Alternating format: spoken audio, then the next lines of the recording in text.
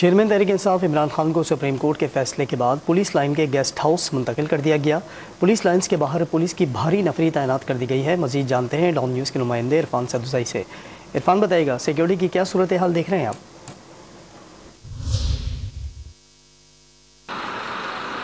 जी, मैं इस वक्त श्रीनगर हाईवे पे पुलिस लाइंस के बाहर मौजूद हूँ। ये वही जगह है जहाँ पे खान साहब इस वक्त मौजूद हैं।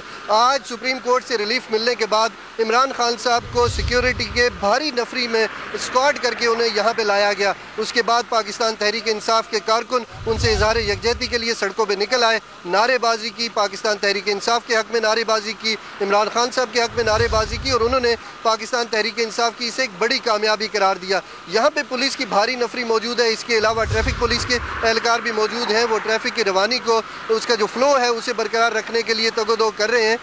कहीं ना कहीं से पाकिस्तान तहरीक इंसाफ के कारकुन आते हैं, वो पुलिस से जिद भी करते हैं कि उन्हें खान साहब से मिलने दिया जाए, आगे जाने दिया जाए, लेकिन पुलिस ने उन्हें आगे जाने की इजाज़त नहीं दी। एक रैली आई जिसे डिस्पर्स कर दिया, पुलिस ने शेलिंग भी की और उसके बाद एक और रैली है, वो उसमें तकरीबन 200 के करीब जो पाकिस्तान तहरीक इंसाफ के कारकुन हैं वो हैं और वो आगे आने पर बज़िद हैं। पुलिस मुसलसल शेलिंग कर रही है और उन्हें जो खान साहब जहाँ पे रह रहे हैं उस मुकाम से दूर रखने की कोशिश कर रही है। जी।